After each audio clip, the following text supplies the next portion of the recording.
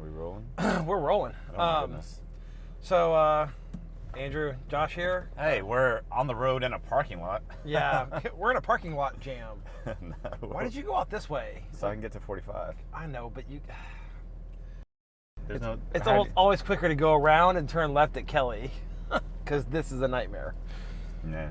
Because people are incapable of pulling out. Wow, I guess that's why we're all here today, huh? Yeah. To rag on people? Oh God. Is this gonna be almost? It's a good thing my wife's not here because she would be much more upset than the one I just published where she was trying to wave us off in my conversation. Yeah, no, that was good. I like the slow detonation on that one. Let's do the reintro there just in case I want to trim that one off. I'm Andrew. It's Josh. Hey, we're on the road in a parking lot. We're apparently offensive. Yeah, on the way to Dripping Springs for wedding number 2 this weekend. Yeah. Our second adventure engagement couple. So last night was Alex and Taylor, who were our Joshua Tree couple. Yeah. Very chill wedding. Very chill. Tonight is Lindsay and Chase, who we went kayaking down the Llano River with. Yep. Yep. So that's exciting. Yeah.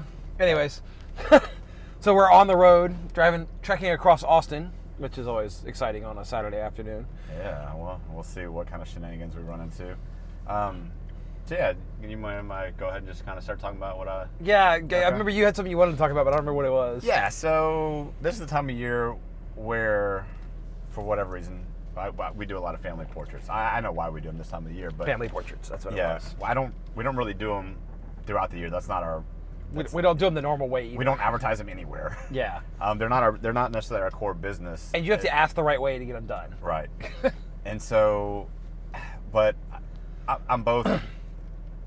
I feel two ways about it. One, I know why we don't do them because they're just. The stereotypical family portraits are not something that either of us has any interest in doing.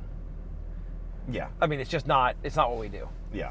I can't showcase my skills enough to make a difference, to be like the #1 family portrait person in Austin.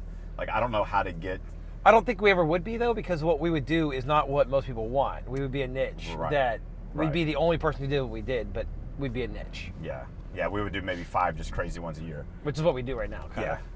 And, I have some repeat clients that, we certainly love collaborating and coming up with something, inventive and crazy, and so those are fun. So anyway, I had donated to a local elementary school, and they had, won a family portrait session. Okay, great. I was happy to raise money for the school, and we were at our local park, and I was sitting there waiting for our clients. I got there a little early, and I saw like 2 other photographers show up with like wagons and props and all kind of whatever. The stuff we don't use. Yeah. And I was like, man, is there like, I thought maybe there was like a photo walk or something. I didn't really know what was going on. And so I started talking to them. They're like, oh yeah, one was from Leander and one was from somewhere around Rock maybe. And they're like, oh yeah, I saw on a form that this was a good park. I was like, yeah, it's great. I go there with my kids all the time. We really like it. Pfluger Park in Pflugerville. And got big oak trees. That's great.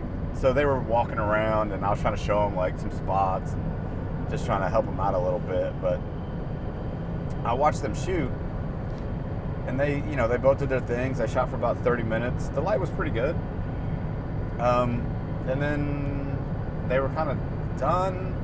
So, they were shooting available light. Yeah. So they're both shooting natural light. They both brought ladders, which I was kind of surprised by. Well, when you can't offset the brightness of the sky, I guess you want to shoot against the ground. Yeah. So that was kind of cool. Then I saw what they're doing. It looked like they were having fun. And so I don't know. It's hard for me to only do that. Knowing what we do, knowing how we can light, knowing how we can work. Well, I mean, everybody wants that sunset picture, right? Yeah. And you see people with natural light, available light, and you're not going to get the sunset picture. Not going to happen. And so it was fun though. So I was like, okay, I'm gonna show these people what I can do. So I started setting up blind signs and soft boxes, and we did about 10 pose portraits in about 5 minutes. And then I said, hey kids, we're just gonna be in this area right here. Let's just be goofy and silly, because I could tell that's what the family was like. And so they were putting rabbit ears on each other and just being silly, and we had a lot of fun. Nice signal there, guy. Good job. And so I was like, hey, we got some pose ones. We got some good sky stuff. Let's just go over to the playground over here and y'all just play with your kids. We're just going to shoot some. And so by this point, the other two natural light photographers, they had already pretty much packed up their bags and they were just jacked on with the clients. And so I'm just like sniping. I got a little like 85 prime on. The kids are playing and running around. I'm trying to catch them in their natural environment. And I'm kind of watching the sky, seeing what it's going to do, and kind of watching the sky, taking some action photos. And the sky starts doing that like a post sunset, like actual sunset, like yeah, after the sun goes below the horizon. Oh, we gotta. I was like, hey, y'all wanna maybe take some more? I said the sky's gonna be pretty interesting here in just a second. Why don't y'all come over here with me? Like, oh, you sure? I was like, oh yeah, this is gonna be pretty good. Y'all come on over. So we walked over to the open field, and the sky's just doing that magic red, orange, going crazy. Pull out the soft boxes again, and just start shooting. The family, I think by that then they knew what I was doing, but they still weren't sure. And we got what we wanted and turned around and showed them. They're like, how? I don't, and like they couldn't even express what they were seeing, and it was just the back of the camera, but. Well, so in San Jose, right? I was not in San Jose, La Jolla, hanging out with my wife after you left this last trip, and it was Friday afternoon, I think is when it was, or maybe it was Saturday, but it was family portrait day on the beach in La Jolla, and I think I saw 4 or 5 what I assume were professional portrait photographers, because they looked like they were with a family and they were separate. You know, they had pro gear or whatever. And I posted some surfing pics. I'll throw one in on the blog post associated with this. And they look like I took the saturation and turned it way up and just did crazy stuff. I didn't. It was just one of those sunsets. Like the sun went below the horizon and the sky just turned orange for like the next half hour, and it was just orange. Because it was just shining through all that sea haze out over the Pacific. Well, so I was shooting surfers 200 yards offshore, so I was doing silhouettes and whatever. But these people were putting their subjects against the sky. Like, I watched them do it. And there's no camera. Maybe the phase could do it. Maybe the phase. But it's not going to look natural because there's so much difference in brightness between hard shadow facing away from the sunset. Yep. And the sky, which has got direct sunlight on it. That's what the sunset is direct sunlight on the clouds. So I kind of shake my head and scratch my head, like, what are you getting? Are you shooting silhouettes? Are you shooting a mostly white blown out sky with people in front of it? Which at that point, just go shoot at noon anyway. Like, turn around, face the other direction, then the sky will be dark blue at least, you know? Yeah. So I don't know. I mean, I'm not trying to rag on people. I don't know. Maybe they were doing great stuff and I just don't know the trick. But it was that same thing. It seems like a lot of Photoshop work later where they're going to have to go back in and like replace the sky in every photo. Or it's just a flat white sky. Yeah. Or I was misreading what they were shooting and they were shooting down enough where they just had a little stripe of horizon and they'll highlight tinted orange and hey, look, the sunset, you know? Yeah. Learn your craft, people. It's craft. Yeah, I mean, and that's really what it comes down to, you know. And that's honestly why we choose not to really compete like in the family portrait market, is because it's dealing with expectations. Because so many people do it in a conventional way, that becomes, oh well, I saw, you know, my friend and they all had white t-shirts and jeans on, and I want to do that same thing in the same spot, in the same place, at the same time, because I want that same photo. I love collaborative clients, but the flip side of that is occasionally we'll get the client who has the Pinterest board, and it's all the stereotypical stuff, and we're like, yeah, no, that's not us. You're hiring the wrong guy. Right. Like, that's not what we do. Right. And so to do it the way I would want to do it, or the way you'd want to do it, like, we just, I don't know, it takes so much communication to break people's expectations. I could have killed something on that La Jolla beach with just a speed light. Like, you don't even, there was one person shooting with on camera. A little on camera fill, okay, that works. Yeah. Good. That's a good mobile solution for kids. But like one softbox, just one speed light and an easy box. It was so spectacular. Yeah. Anyways. No, but it's that communication of trying to break client expectations of what they're communicating, the feeling of what they want, versus their language is all they've ever seen. They don't know they don't know what they want because they don't know. They don't even know the words to say. Like, I want a great family photo against the sunset, because they just don't even see it. You know, and I think so many of what we deal with is, you know, managing that client expectation of like, listen, just tell me you want a great family sunset, you know, a photo, and you tell me like if you want urban or rural, and let me kind of do the rest, and we'll figure out something really fun. So we just got done with a wedding. It was one of our adventure engagements. We haven't done a lot. We've done some adventure engagements, but we haven't done a lot. And we're doing more and more because A, we're asking our clients to do them, and our clients are trusting us. But B, because we now have something to say, hey, here's what we mean. Yes. And, you know, it's a couple hiking on a rock in Joshua Tree with the sun setting behind them, and it's epic and spectacular. And most people haven't seen that.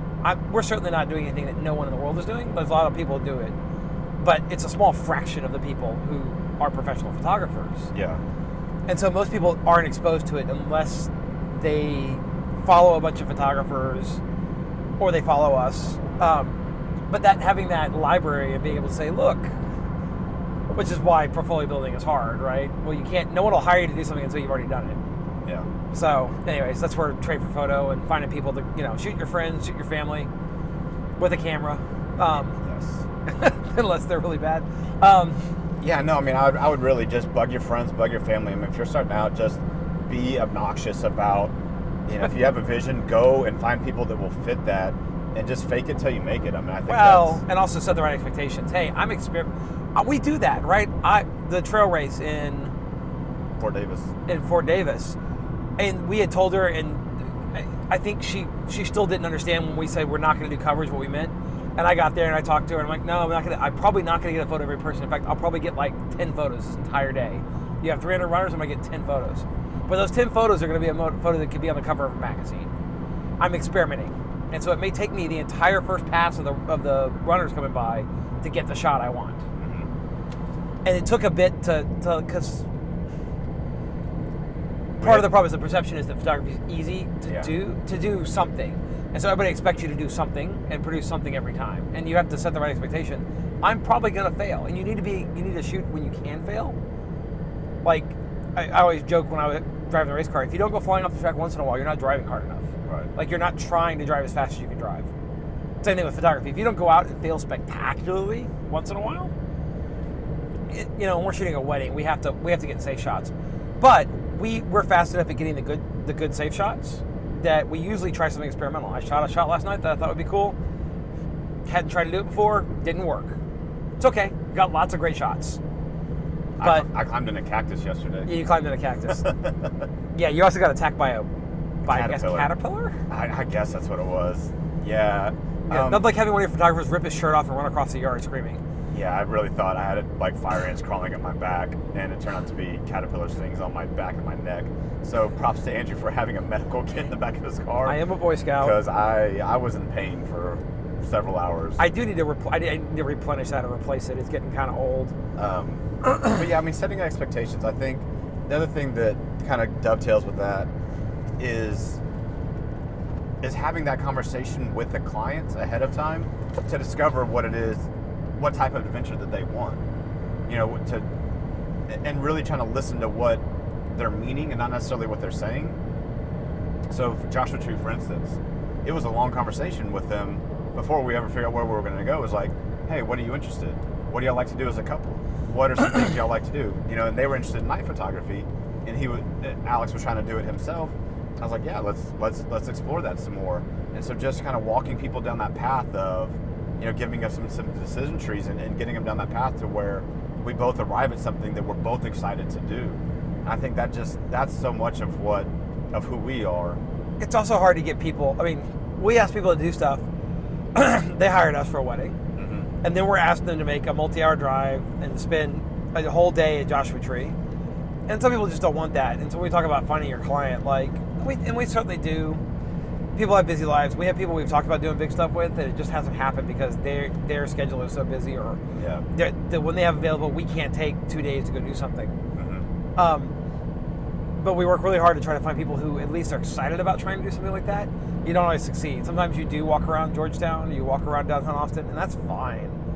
But you just got to, you ask for what you want. Mm-hmm. You know, hey, I have this cool idea for an engagement shoot, and y'all are runners, and I want to do this cool thing where, okay, great, let's go do it. That's, if you ask enough people, someone's going to say yes. Yeah. So if you're out there shooting families or, seniors or doing kind of that normal stuff or whatever it is you're doing. Precision? Precision. Okay. just try to push it a little bit. See, try to fail. Go out and experiment and try to fail. Don't be or get enough safe shots in one session, and then tell the client, hey, we have 15 more minutes left. We have enough that I think y'all are gonna be really happy about. I want to try something. I want to see if it works, and maybe it does, maybe it doesn't. But I think that those photos are going to be in 2 years what people start asking you for. What was Nancy and Jose at 10 Rock? Mm-hmm. I was shooting video that day, and this was in video, which I'm much newer at, but I'm technical, and so I was trying to push a technical boundary. And I pulled them out of the reception. We had coached it already, and they trusted us from seeing our previous work. It was I'm going to try something. There's a really good chance this is not going to produce anything. It's going to be garbage. I've never done this before. It's complicated. And I shot a Milky Way time lapse and them in the same place, same time. Shot like 2 minutes of video of them sitting there cuddling, watching the stars. Shot 4 hours of Milky Way and then composited the two together later. Now, it turns out it's not that hard, and it did succeed, but I very well could have failed spectacularly because my first couple of setups weren't the right setup. But I learned something, and it did succeed. But I think I said about 20 times that if this works, it's going to be epic. And if it doesn't work, there's a really good chance it's just going to fail. Mm. And they were cool with that. They completely got that. And if a client says, I don't want to miss my reception, you don't do that because they don't want to miss their reception. That's not the client you experiment on. Yeah, read the room too, right? Yeah, read the room. Read the room. Yeah. So yeah, go out, adventure, have fun, take photos. Yeah. Push yourself. Yeah. Yeah. So we're getting ready to hit. You're going to Oklahoma, but I'm not going to be in the car, so I'm guessing you're not going to film on the road. Yeah, I don't think I'll be filming on the road to Oklahoma again. We're starting our. This is wedding 2 of a busy like 10 days. Yeah. So you're in Oklahoma. So Sunday we're shooting a GTR. Monday you're in Oklahoma. I'm in Valverde filming interviews for Minerva Work Solutions, my other company. I don't know who we have this time. Last time we had a couple really awesome. Yeah. We're bad. Good habits. Really awesome people speak. Actually, we're launching our first one of those interviews on Monday. So I'm looking forward to that because that was really fun last time. And then what do we have? With Friday, Saturday video and stills weddings. Yeah, back to back. Yeah, I feel like you have a bunch of stuff this week too shooting. So yeah, we're shooting for some architects. We're doing some more staff photos for some architects. We're also shooting for a spa in Oklahoma. And then Thursday, I have something else on Thursday. I don't remember. Oh, we're shooting a Cobra. Oh yeah, another car shoot. Doing more car stuff. Yeah, we're trying to build our portfolio because it's. We both want to do it. The 2 shoots that have ever just whooped me the most were shooting Darren's black Supra. I still don't feel like I've gotten it right. So. Yeah, that car. I like the phase 1 shots, but I'm still not 100% there. It's. Yeah. A curvy black car is probably the hardest thing you could ever photograph. Yeah. So we're pushing ourselves. We're trying to build a portfolio. Hopefully we're going to be teaching a portfolio class this spring at Precision. And automotive is going to be one of them. So we're really trying to build our skills so that we can then kind of pass those on to our students. So and it's one of those things that I feel like we can do, but I want to build a portfolio, a commercial nationally good level portfolio in it. Yeah. And I think we're on our way. It takes time to get cars that are noteworthy enough and it's to be worth it. Right? Learning that 5% on this shoot, and then the next shoot you learn 5% again, and the next shoot 5% again. It took me 2 or 3 virtual rigs to really get into where I like the virtual rigs I'm producing. Yeah. Now I know what I have to do to get the ones I really like. Mm-hmm. So, we're working through, there's a lot of automotive is very equipment intensive to do it really well. Yeah. You can shoot automotive pretty well, available light, if you're really careful about when and where you shoot. But to do it at the top level, a lot of those guys are using a lot of equipment. And a lot of post-production. A lot of post-production. So we're working to figure all that out. Yeah. So anyways, we're hoping sometime next year, maybe we'll have I feel like we ought to print a bunch of stuff and find somewhere to hang it. Because I think I'm thinking back at the stuff I've done so far. I've got 3 or 4 car shoots that I'm pretty proud of. Yeah, we're building. We've done 3. We've only done 4 or 5. So yeah, definitely building. So we're about to be in another parking lot, so that's going to be our time for this episode of On the Road. Precision. We're going to pick up some last minute stuff for the wedding. There you go. All right. Thanks, y'all. See you later.